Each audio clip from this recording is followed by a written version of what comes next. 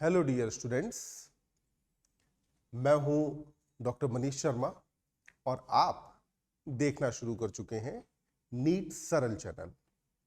ये चैनल आपकी नीट की तैयारी को और आसान बनाने के लिए और प्रभावी बनाने के लिए।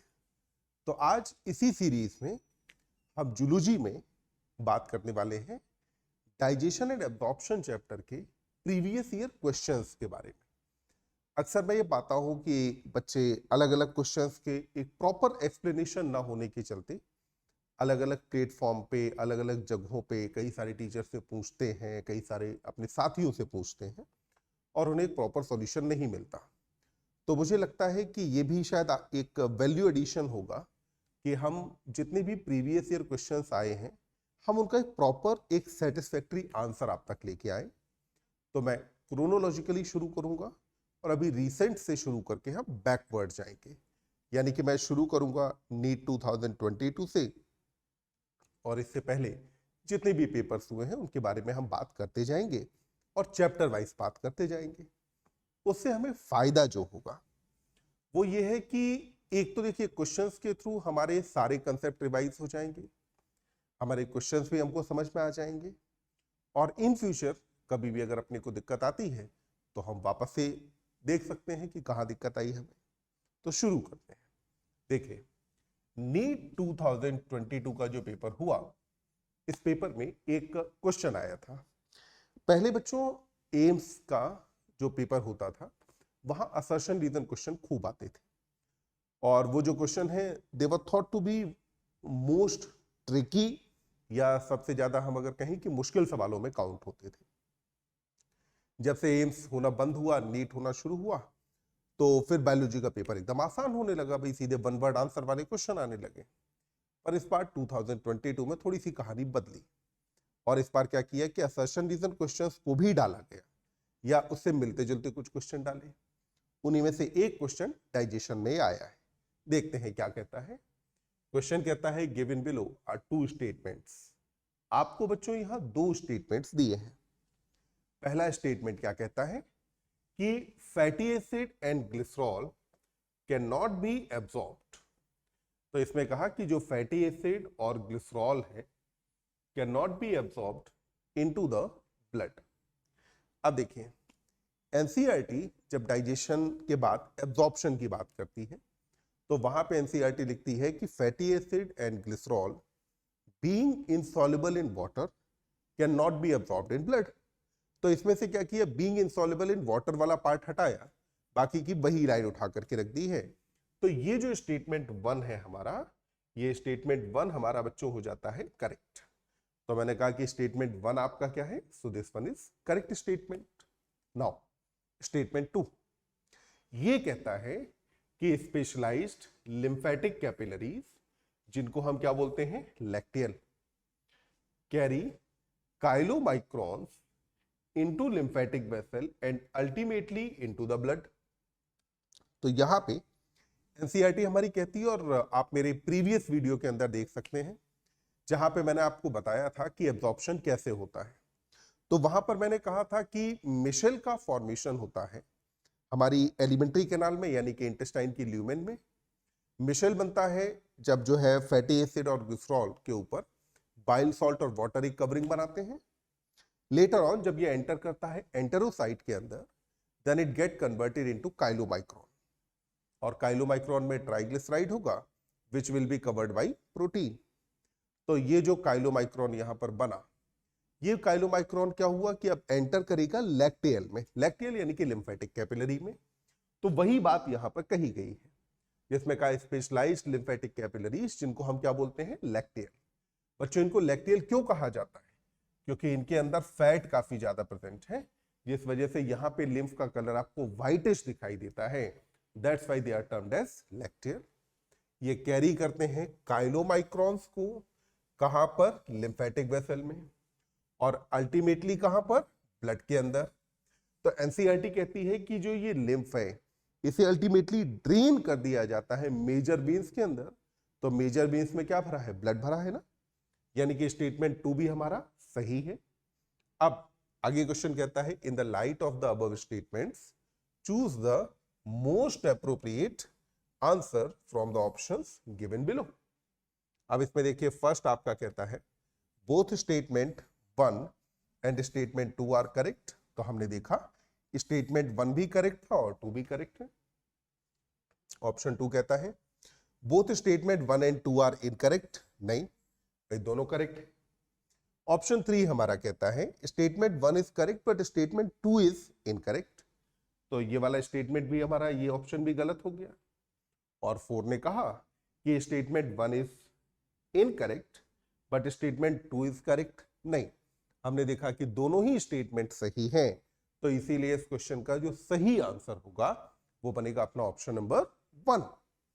अब यहां पर अगर इस क्वेश्चन में आपको कहीं डाउट आता है, कोई दिक्कत आती है, तो आप मुझे कमेंट बॉक्स के अंदर कमेंट करके बता सकते हैं, जिससे कि हम इस क्वेश्चन को वापस एक बार रिवाइज करें या अकॉर्डिंगली मैं आपके कमेंट के लिए रेस्पॉन्ड करूं। अब देखते हैं अगले क्वेश्चन को। तो नीट 2022 में ही डाइजेशन से एक और क्वेश्चन आया था। लगभग हर साल डाइजेशन से 2 के आसपास क्वेश्चन तो आते हैं। तो इसमें कहा कि which of the following function is not performed by. देखिए बच्चों, जब भी आप क्वेश्चन पेपर सॉल्व कर रहे हो तो आपको हमेशा नॉट, करेक्ट, इनकरेक्ट इन सारी चीजों पर बड़ा ध्यान देना होता है, क्योंकि क्वेश्चन के मायने बदल जाते हैं। Not performed by secretion from salivary gland, यानी कि हम बात किसकी कर रहे हैं? तो ऑब्वियसली बच्चों हम बेटा यहां पर बात कर रहे हैं सलाइवा के बारे में, कि जो सलाइवा है वो इनमें से कौन सा फंक्शन परफॉर्म नहीं करता। फर्स्ट कहा control bacterial population in mouth. To be very precise, यहां माउथ की जगह पर होना चाहिए था बक्कल कैविटी, पर ठीक है माउथ है चलेगा। कंट्रोल कैसे करता है? तो हमारी एनसीईआरटी ही कहती है कि जो सलाइवा है इसके अंदर मौजूद होता है लाइसोजाइम, और ये जो लाइसोजाइम है बच्चों ये कहा जाता है कि एंटी बैक्टीरियल होता है। लाइसोजाइम क्या होता है बेटा? एंटी बैक्टीरियल होता है। अब भाई लाइसोजाइम इज एंटी बैक्टीरियल, तो आंसर ये है कि लाइसोजाइम क्या करता है, ये बेटा ब्रेक कर देता है पेप्टाइडोग्लाइकन को, और ये जो पेप्टाइडोग्लाइकन्स हैं they are present in bacterial cell wall. तो पेप्टाइडोग्लाइकन्स को ब्रेक करेगा यानी कि बैक्टीरियल सेल वॉल को तोड़ेगा, तो ऑब्वियस सी बात है बैक्टीरिया की डेथ होगी। तो एंटी बैक्टीरियल एजेंट की तरह काम यहां पर कौन कर रहा है? लाइसोजाइम ने काम किया, यानी कि स्टेटमेंट 1 हमारा सही है। और क्वेश्चन ने पूछा क्या है कि क्या परफॉर्म नहीं किया जाता। तो अब देखिए, तो हमारा कहता है digestion of complex carbohydrate. Complex carbohydrate का मतलब क्या हुआ? तो कार्बोहाइड्रेट यानी कि सैकेराइड, इनको अगर हम देखें तो बेटा मोनोसैकेराइड, ऑलिगोसैकेराइड और पॉलीसैकेराइड में हम डिवाइड करते हैं। इन तीनों कैटेगरीज में से सबसे ज्यादा जो कॉम्प्लेक्स मॉलिक्यूल है obviously that molecule is polysaccharide. तो यहां पर जो पॉलीसैकेराइड है वो कॉम्प्लेक्स कार्बोहाइड्रेट हुआ, और पॉलीसैकेराइड का ही यहां पर हम एक एग्जांपल लेते हैं स्टार्च। तो हम जानते हैं कि हमारा जो बक्कल कैविटी है यहां पे स्टार्च का डाइजेशन किया जाता है। तो बच्चों अपन जानते हैं ना कि स्टार्च को डाइजेस्ट करता है ptyalin at the pH of 6.8। तो इसने पीएच 6.8 पर इसे डाइजेस्ट किया, और ये से कन्वर्ट करेगा डाइसैकेराइड, और यहां जो डाइसैकेराइड बनेगा इसका नाम क्या होता है बेटा? तो बताओ जरा, इसका नाम है माल्टोस। तो डाइसैकेराइड यानी कि माल्टोस के अंदर इसे कन्वर्ट किया। तो हमने कहा digestion of complex carbohydrate. Next कहा ल्यूब्रिकेशन ऑफ ओरल कैविटी। तो देखिए एक कंडीशन होती है जिसको हम बोलते हैं बेटा एटाइलिज्म। एटाइलिज्म का मतलब होता है एब्सेंस ऑफ सलाइवा। अगर सलाइवा का सेक्रीशन ना हो रहा हो तो उस कंडीशन को अपन क्या बोलते हैं? एटाइलिज्म कहा जाता है। यानी कि जब अगर सलाइवा का सेक्रीशन नहीं होगा तो अपना मुंह एकदम सूख जाएगा, और मुंह सूखा तो ऑब्वियस सी बात है कि हमको बोलने में दिक्कत आएगी। क्यों दिक्कत आ रही है? क्योंकि हमारे बोलने के लिए बक्कल कैविटी को ल्यूब्रिकेट करना काम किसका होता है? तो ये काम है आपका सलाइवा का, यानी कि थर्ड वाला फंक्शन भी है। फिर इसमें कहा फोर्थ में डाइजेशन ऑफ डाइसैकेराइड। तो ये इसका फंक्शन नहीं, कैसे नहीं है? अब देखिए डाइसैकेराइड का डाइजेशन कौन करता है? तो डाइसैकेराइड का डाइजेशन करने वाले जो एंजाइम हैं उनको हम क्या बोलते हैं बेटा? डाइसैकेराइडेज कहते हैं। और ये जो डाइसैकेराइडेज हैं ये आते कहां से हैं? तो all the disaccharidases are secreted by intestinal juice. ये कहां मौजूद होते हैं? इंटेस्टाइनल जूस में। और हम जानते हैं कि इंटेस्टाइनल जूस यानी कि जिसको हम सक्कस एंटेरिकस कहते हैं, उसका सेक्रीशन कहां से होता है? तो क्रिप्ट ऑफ लिबरकुहन का सेक्रीशन, ब्रूनर्स ग्लैंड का सेक्रीशन और गोबलेट सेल का म्यूकस, तीनों चीजों को मिला करके हम नाम क्या देते हैं बेटा? सॉरी, हमने नाम क्या दिया? इंटेस्टाइनल जूस कहा।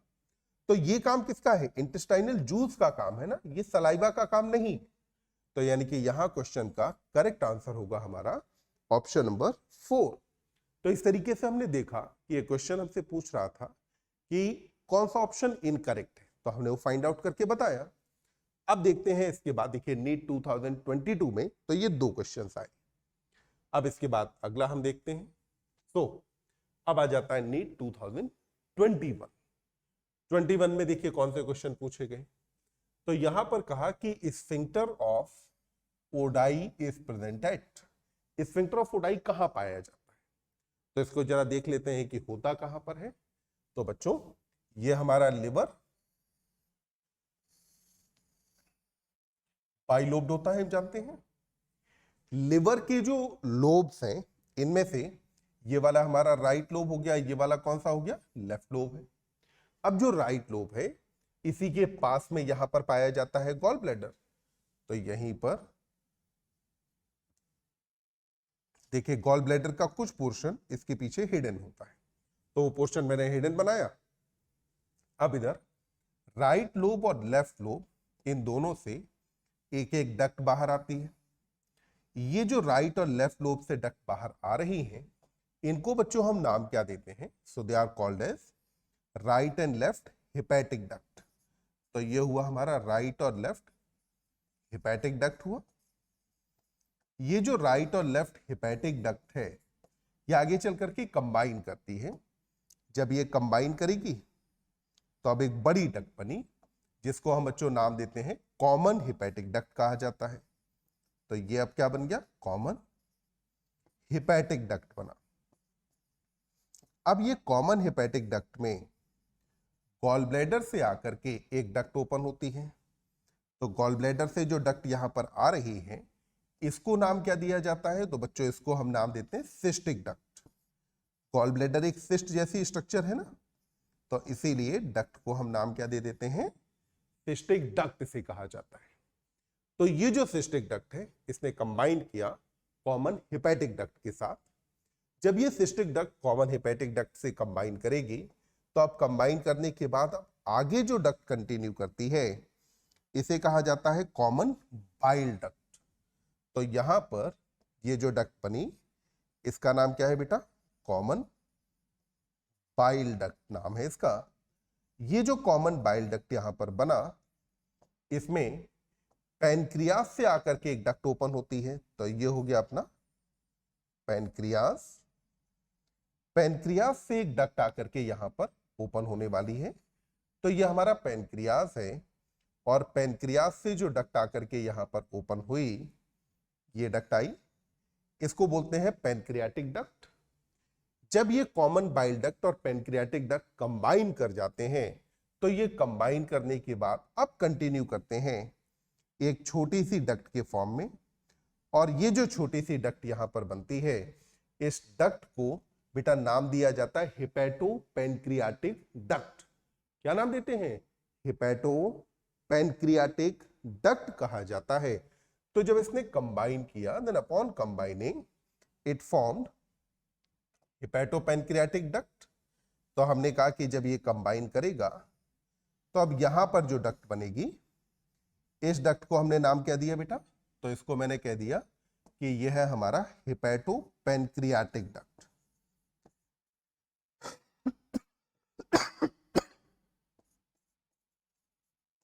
अब ये जो हेपेटो पैनक्रियाटिक डक्ट है ये आगे जाकर के एक डायलेशन डेवलप करता है। एक डायलेशन डेवलप करने का मतलब है कि एक वाइड स्ट्रक्चर बनाएगा। और हमेशा ध्यान रखें कि जब भी कोई वाइड स्ट्रक्चर ऐसी बनती है तो हम हमेशा उसे नाम देते हैं एम्पुला। क्या नाम देंगे? एम्पुला। तो जब भी अगर कोई डक्ट है, उसका एक एंड कहीं पर डायलेटेड है, ज्यादा चौड़ा हो गया, तो आपने उसे नाम दे दिया एम्पुला। ये जो एम्पुला यहां पर बना, इसको नाम दिया जाता है एम्पुला ऑफ वेटर। तो इसको नाम क्या देते हैं? एम्पुला ऑफ वेटर नाम दिया जाता है। तो ये जाकर के आगे कंटिन्यू कर जाता है in form of ampulla of waiter के फॉर्म में कंटिन्यू करेगा। और ये जो एम्पुला ऑफ वेटर है, इसके लास्ट में आपको यहां पर दिखाई देता है एक स्फिंक्टर, जिसको नाम दिया जाता है स्फिंक्टर ऑफ ओडी। तो इसको हमने बच्चों नाम क्या दिया है? तो मैंने इसको बोल दिया कि this one is sphincter of OD. और ये जो स्फिंक्टर ऑफ ओडी है, ये कहां जाकर के ओपन होगा? तो स्फिंक्टर ऑफ ओडी जाकर के ओपन कहां होता है? ड्यूडेनम में। यानी कि ये जो एम्पुला ऑफ वेटर है, ये एम्पुला ऑफ वेटर कहां पर जाकर के बच्चों ओपन हो रही है? तो ये ओपन होती है जाकर के ड्यूडेनम में। तो अब हमने जो कुछ सीखा उसके हिसाब से हम देखते हैं क्वेश्चन का आंसर क्या होना चाहिए। तो कहा sphincter of OD is presented, कहां पाया जा रहा है? हेपेटोपेनक्रियाटिक एम्पुला या एम्पुला ऑफ वेटर जो है, ये जब ड्यूडेनम में ओपन हो रहा है तो वहां पर मौजूद है। तो देखिए, फर्स्ट इलियोसिकल जंक्शन, बताओ क्या ऐसा है? नो, इलियोसिकल जंक्शन पे नहीं है। यहां पर पाया जाता है इलियोसिकल वाल्व। यहां पर एक वाल्व होता है जो प्रिवेंट करता है back flow of faecal material को, जिसको हम बोलते हैं इलियोसिकल वाल्व। तो ये हमारा आंसर नहीं है। सेकेंड कहा junction of hepatopancreatic duct and duodenum, this one is correct answer. फिर इसमें कहा गैस्ट्रोइसोफेजियल जंक्शन, नहीं, गैस्ट्रोइसोफेजियल जंक्शन पे जो स्फिंक्टर पाया जाता है, इसको हम बेटा बोलते हैं कार्डियक स्फिंक्टर कहा जाता है।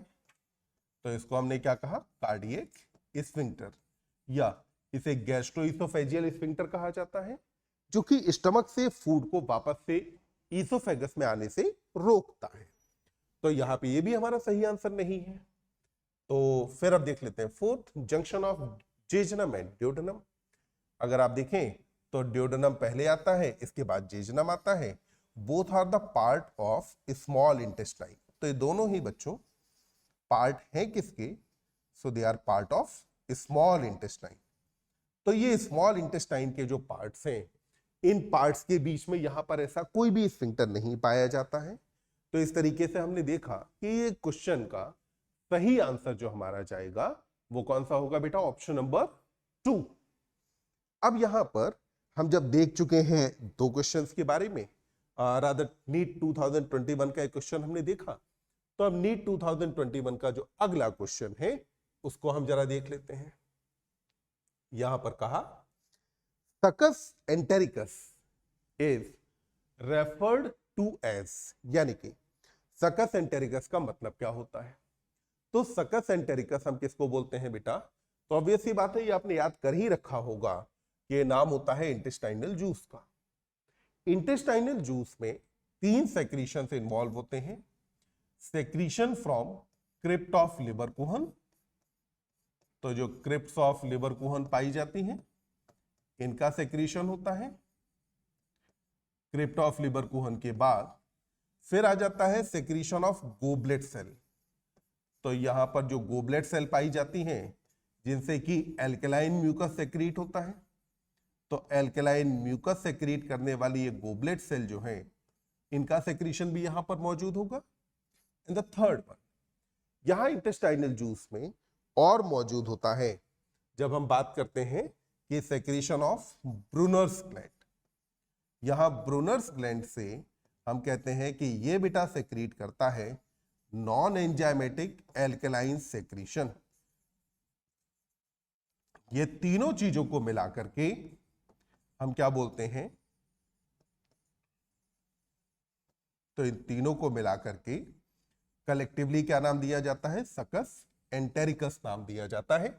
तो सकस एंटेरिकस किसका दूसरा नाम हुआ? इंटेस्टाइनल जूस का।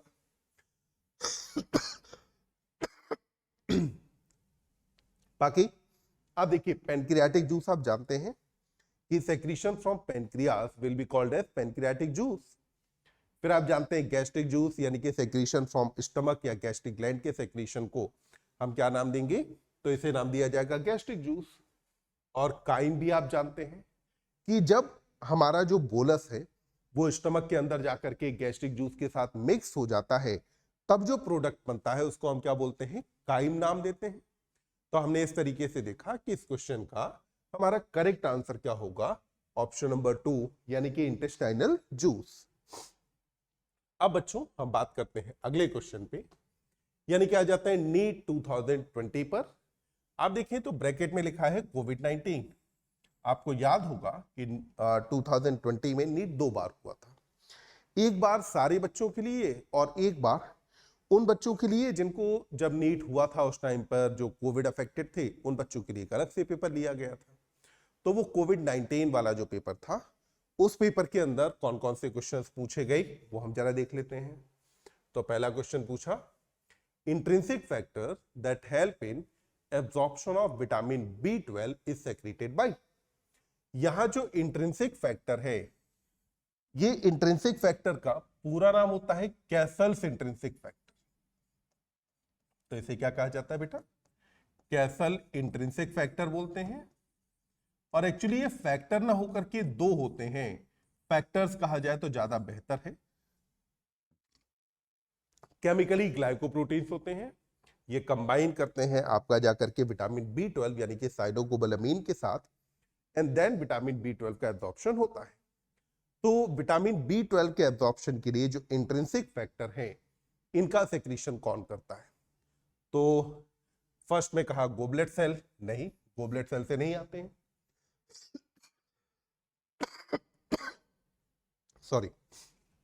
सेकेंड में कहा हेपेटिक सेल यानी कि लिवर की सेल, नहीं, यहां से भी नहीं आते। फिर कहा ऑक्जेंटिक सेल, सही। ये जो ऑक्जेंटिक सेल है, इसी सेल का बच्चों दूसरा नाम क्या होता है? तो ऑक्जेंटिक सेल को ही हम दूसरा नाम देते हैं पैराइटल सेल।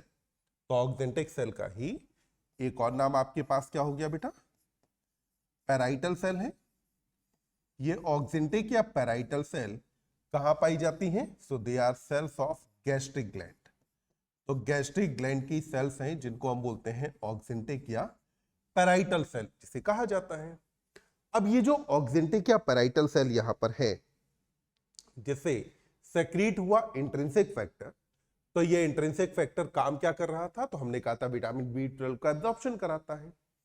बात आती है कि अगर ये ऑक्जेंटिक या पैराइटल सेल हम मान लें कि अगर इन केस अगर ये डैमेज हो जाए, तो अगर ये डैमेज होगा तो इसके डैमेज होने पर बच्चों क्या होगा कि सेल के डैमेज होते ही सेक्रीशन ऑफ इंट्रिंसिक फैक्टर बंद हो जाएगा। तो सेक्रीशन ऑफ इंट्रिंसिक फैक्टर बंद होते ही there will be deficiency of vitamin B12। तो डेफिशिएंसी हो जाएगी, और डेफिशिएंसी किसकी होगी बेटा? विटामिन B12 की डेफिशिएंसी हो जाती है। और विटामिन B12 की अगर डेफिशिएंसी हुई तो इसकी वजह से डिजीज होती है जिसको हम बोलते हैं पर्निशियस एनीमिया। क्या कहा जाता है? पर्निशियस एनीमिया कहा जाता है। पर्निशियस एनीमिया का कैरेक्टर है कि यहां पर जो आरबीसी है, ये आरबीसी कंपैरेटिवली लार्ज होगी, इमेच्योर होगी। तो आरबीसी यहां पर लार्ज होती है, इमेच्योर आरबीसी बनती है। और ये जो लार्ज और इमेच्योर आरबीसी है, it is finally destroyed in spleen. Spleen इसको डिस्ट्रॉय कर देता है। तो इसकी वजह से ओवरऑल आरबीसी काउंट क्या रहा? कम। आरबीसी कैसी थी? कंपैरेटिवली बड़ी थी, इमेच्योर थी। तो वो जो बड़ी और इमेच्योर आरबीसी बनती है, उस डिजीज को क्या कहा जाता है? Pernicious anaemia. तो यहां पर हमने देखा कि ऑक्जेंटिक सेल सही आंसर है। अब बात आती है फोर्थ ऑप्शन यानी कि चीफ सेल के बारे में। तो अगर मैं इस चीफ सेल को देखूं कि ये क्या होती है, तो चीफ सेल जो है इससे ही सेक्रेट हो रहा था आपका एंजाइम, जिसको आपने क्या नाम दिया था? पेप्सिनोजन। इन्फेंट के अंदर यहां से सेक्रेट होता है प्रोरेनिन, और यहीं से सेक्रेट होता है बेटा गैस्ट्रिक लाइपेज एंजाइम सेक्रेट होता है। तो गैस्ट्रिक लाइपेज, प्रोरेनिन और पेप्सिनोजन, इनका सेक्रीशन करना काम था चीफ सेल का।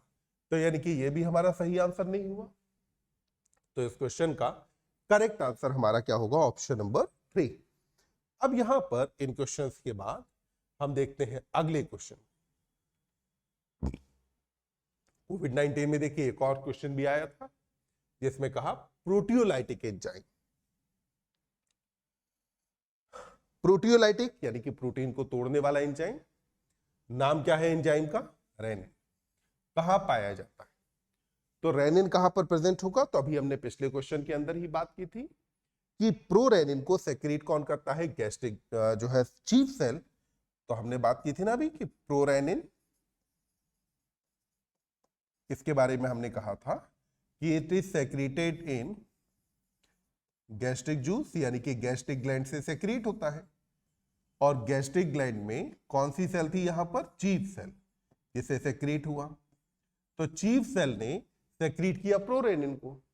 अब ये प्रोरेनिन पाया किसके अंदर जाता है? तो हमने कहा था कि प्रोरेनिन होता है only in case of infants, यानी कि एडल्ट के अंदर प्रोरेनिन नहीं पाया जाता।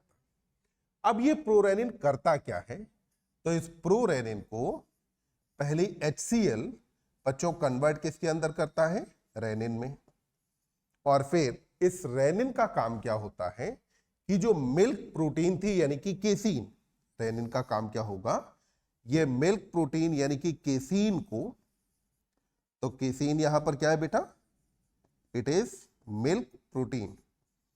ये रेनिन इस मिल्क प्रोटीन यानी केसीन को कन्वर्ट कर देता है कैल्शियम पैराकेसिनेट में। और ये जो कैल्शियम पैराकेसिनेट बनता है इसका अपीयरेंस होता है कर्ड लाइक। तो कैल्शियम पैराकेसिनेट का अपीयरेंस कैसा रहेगा? कर्ड लाइक अपीयरेंस होता है। इसको हम बोलते हैं कर्डलिंग ऑफ मिल्क। किसके अंदर होता है बेटा? तो इन्फेंट्स के अंदर पाया जाता है। तो ये जो एंजाइम, आप यहां देखें, जब भी अगर रेनिन आता है तो आप हमेशा स्पेलिंग पे ध्यान देंगे। एक तो रेनिन होता है RENIN और दूसरा रेनिन होता है RENNIN। ये जो ऊपर वाला रेनिन है ये बेटा हार्मोन है और ये आपके काम आता है एक्सक्रीशन में, जब आप रास पाथवे पढ़ते हैं वहां पर। और ये जो NNIN लिखा जाता है it is name of enzyme और ये डाइजेशन में मदद करता है। यहां क्वेश्चन ने हमसे पूछा कौन सा? NN वाला। कहां पाया जा रहा है? गैस्ट्रिक ग्लैंड सेक्रेट कर रही है, यानी कि it will be present in gastric juice. तो यहां इस क्वेश्चन का करेक्ट आंसर हमारा हो जाएगा ऑप्शन नंबर 3। अब इसके बाद हम अगले क्वेश्चन पर जरा बढ़ लेते हैं। देखिए नीट 2020 में यहां पर क्वेश्चन पूछा गया, identify the correct statement with reference to human digestive system. तो ह्यूमन डाइजेस्टिव सिस्टम के बारे में करेक्ट स्टेटमेंट आपको बताना था। अभी तक आप देखें लगभग हर साल डाइजेशन से 2 करीब क्वेश्चन पूछे जा रहे हैं। तो अपने आप में एक इंपॉर्टेंट टॉपिक है डाइजेशन। फर्स्ट कहा ileum opens into small intestine. पहले देखिए क्वेश्चन पूछ क्या रहा है आपसे कि करेक्ट स्टेटमेंट क्या है। फर्स्ट में कहा इलियम ओपन होता है स्मॉल इंटेस्टाइन में। स्मॉल इंटेस्टाइन के 3 पार्ट होते हैं, ड्यूडेनम, जेजुनम और इलियम। तो मतलब ये तो गलत हो गया ना भाई, ileum itself is a part of small intestine. तो फिर इलियम स्मॉल इंटेस्टाइन में कैसे ओपन होगा? और स्मॉल इंटेस्टाइन में ओपन होता कौन है? तो हम जानते हैं स्टमक ओपन होता है। तो यानी कि ऑप्शन नंबर 1 हमारा इनकरेक्ट। फिर 2 में कहा serosa is the inner most layer of alimentary canal. यहां पर यह गलत हो गया इसलिए क्योंकि यहां पर कह दिया आपने इनर मोस्ट, जबकि सेरोसा एक्चुअली क्या होती है? तो ये तो बेटा आउटर मोस्ट कवरिंग है ना। तो serosa is outer most covering, ना कि इनर मोस्ट कवरिंग है। तो सेरोसा को आपने कहा कि it is outer most layer of alimentary canal. तो एलिमेंट्री कैनाल की आउटर मोस्ट इस लेयर को नाम क्या दिया जाता है? सेरोसा नाम देते हैं। अब जो सेरोसा है ये बनी किसकी होती है? तो सेरोसा के अंदर 2 चीजें होती हैं, एक तो थिन मेसोथेलियम पाई जाती है और साथ में यहां पर कुछ कनेक्टिव टिश्यू प्रेजेंट होते हैं। दोनों चीजों को मिलाकर के हम बोलते हैं सेरोसा। तो सेकेंड वाला ऑप्शन जो है ये भी हमारा गलत हो गया। फिर इसमें अगला कहा कि ilium is a highly coiled part. अब देखिए एनसीईआरटी जब बात करती है बेटा ड्यूडेनम के बारे में, तो ड्यूडेनम के बारे में एनसीईआरटी लिखती है कि it is C shaped. Duodenum के बाद फिर जब एनसीईआरटी बात करती है बेटा जेजनम के बारे में, तो एनसीईआरटी लिखती है कि it is long and coiled. और स्मॉल इंटेस्टाइन का जो लास्ट पार्ट है जिसको हम बोलते हैं इलियम, उसके बारे में जब बात करती है तो यहां पर एनसीईआरटी कहती है कि जो इलियम है ये हाईली कॉइल्ड है। ये एनसीईआरटी की लाइंस है। तो अब आप देखिए यहां पर क्या कहा कि ilium is highly coiled part, यानी कि ये वाला स्टेटमेंट हमें सही लग रहा है कि स्टेटमेंट सही है। एक बार हम ऑप्शन 4 भी देखेंगे। ऑप्शन 4 हमारा कहता है कि vermiform appendix arises from duodenum. ये गलत है। वर्मीफॉर्म अपेंडिक्स अराइज कहां से होती है? तो ये एक्चुअली बेटा अराइज होती है सीकम से ना, तो क्योंकि यहां ड्यूडेनम लिखा है तो यानी कि आपका ऑप्शन नंबर 4 जो है ये भी इनकरेक्ट हो जाता है। तो इस तरीके से हमने देखा कि यहां पर इस क्वेश्चन में जो करेक्ट आंसर जाएगा वो होगा हमारा ऑप्शन नंबर 3। अब यहां तक तो बात हुई नीट 2020 के इस क्वेश्चन की। अब अगला क्वेश्चन हम देख लेते हैं। अगला क्वेश्चन कहता है एंजाइम एंटेरोकाइनेज। ये जो एंटेरोकाइनेज है इसको बच्चों हम आजकल एक नया नाम देते हैं। It is also called as एंटेरोपेप्टाइडेज।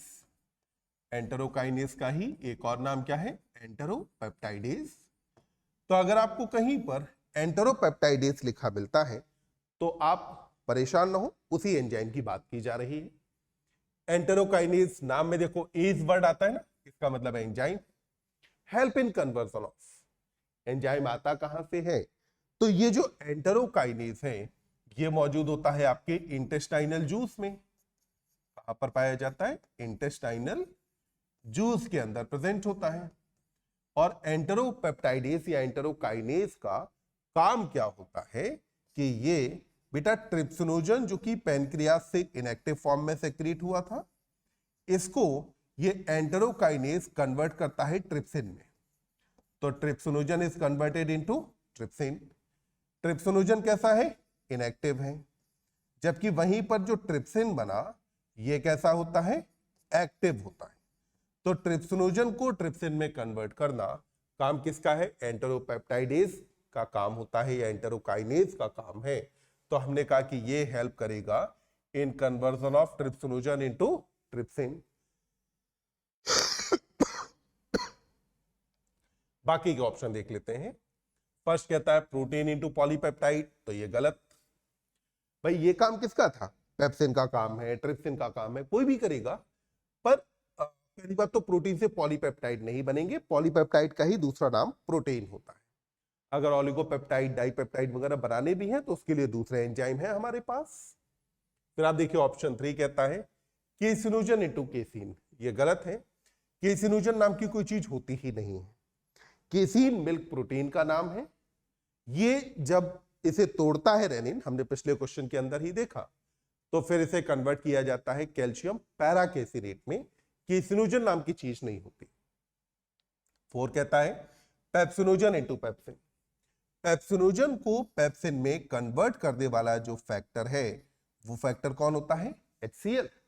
तो इस तरीके से हमने देखा कि यहां इस क्वेश्चन का जो सही आंसर गया वो अपना कौन सा गया? ऑप्शन नंबर यहां जाता है 2, यानी कि ट्रिप्सिनोजन इनटू ट्रिप्सिन। तो नीट 2020 का क्वेश्चन हमने देखा। आज बच्चों हमने बात की नीट 2020 के बारे में। अच्छा एक बार और देख लेते हैं, आगे भी क्वेश्चन है क्या? नहीं, चलिए। तो हमने बात की नीट 2020 के क्वेश्चन के बारे में। तो ये कुछ क्वेश्चन अपन ने यहां पे देखे। अब यहां पर हम आगे देख लेते हैं एक और क्वेश्चन को जो आया था आपका नीट 2021 में। इसमें कहा कि match the following structure with their respective location in organs. तो मैचिंग वाला क्वेश्चन है। मैचिंग वाले क्वेश्चन कई बार बड़े आसान होते हैं। आप सबसे पहले क्या करें कि आप यहां देखें कि सबसे ज्यादा डिफरेंसेस आपको कहां दिख रहे हैं। तो आप अगर देखेंगे तो आपको सबसे ज्यादा जो डिफरेंसेस हैं आपको यहां दिखाई दे रहे हैं डी के अंदर। ठीक, अब डी के अंदर जो डिफरेंसेस अपने को दिख रहे हैं, इसका मतलब है कि अगर हमने डी को सही पकड़ लिया तो हमें बाकी क्वेश्चन सॉल्व करना कंपैरेटिवली आसान हो जाएगा। पर क्योंकि हम तो सीख रहे हैं तो हमें पूरा 1 बाय 1 करना है, तो हम एक तरफ से शुरू करते हैं। इधर दिया क्रिप्ट ऑफ लिबरकुहन कहां पाया जाता है, तो क्रिप्ट ऑफ लिबरकुहन होता है at the base of villi, और विलाई कहां है, स्मॉल इंटेस्टाइन के अंदर है। यानी कि क्रिप्ट ऑफ लिबरकुहन की मैचिंग किसके साथ होनी चाहिए, स्मॉल इंटेस्टाइन के साथ। अब क्रिप्ट ऑफ लिबरकुहन के बाद फिर अगला देखिए क्या आ गया आपका, ग्लिसन्स कैप्सूल। तो लिवर की स्ट्रक्चरल एंड फंक्शनल यूनिट कही जाती है हेपेटिक लोब्यूल, और जो हेपेटिक लोब्यूल है उसके ऊपर एक टफ कनेक्टिव टिश्यू की पतली लेयर पाई जाती है जिसको हम नाम देते हैं ग्लिसन्स कैप्सूल। तो यानी कि ग्लिसन्स कैप्सूल किसके साथ मैच करना चाहिए बेटा, लिवर के साथ। अब ग्लिसन्स कैप्सूल के बाद देखिए फिर कहा आइलेट ऑफ लैंगरहैंस। पेनक्रियास का जो एंडोक्राइन पार्ट है वहां आइलेट ऑफ लैंगरहैंस पाए जाते हैं, जिसके अंदर अल्फा और बीटा सेल्स पाई जाती हैं, alpha beta delta PP cells भी होती हैं। तो ये जो सेल्स हैं they are related to pancreas. अब आया ब्रूनर्स ग्लैंड। अभी हमने एक क्वेश्चन में बात की थी नॉन एंजाइमेटिक एल्कलाइन सेक्रीशन आता है और दे आर प्रेजेंट इन सब म्यूकोसा ऑफ ड्यूडेनम। तो ड्यूडेनम के सब म्यूकोसा के अंदर है। अब जरा हम मैच कराते हैं, तो देखिए ए का थर्ड कहां दिया है, ये 3 ऑप्शन के अंदर दिया है। अब देखो बी का बेटा 4 कहां दिया है, तो केवल आपका ऑप्शन नंबर 1 के अंदर दिया है जहां ए का थर्ड भी और बी का 4 भी है। फिर देखिए सी का क्या दिया, फर्स्ट, और डी यानी कि ब्रूनर्स ग्लैंड, इसका क्या दिया गया है, सेकेंड। तो यानी कि यहां पर जो ऑप्शन नंबर 1 है हमारा वो एकदम करेक्ट मैच है। तो इस क्वेश्चन का आंसर क्या हो गया, ऑप्शन 1।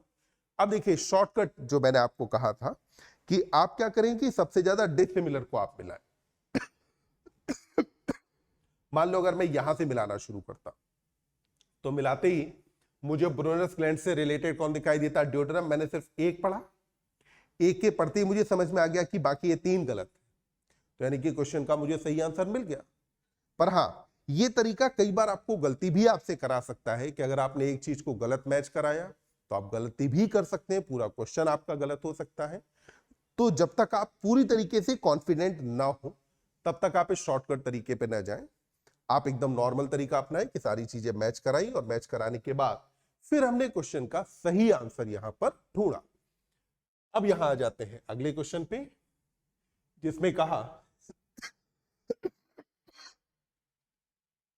2019 का क्वेश्चन है। रादर इस क्वेश्चन के बारे में हम बात करेंगे बेटा अगले वीडियो के अंदर, अभी हम यहां तक रखते हैं। तो आज की इस वीडियो में हमने देखा डाइजेशन के कुछ प्रीवियस ईयर क्वेश्चंस।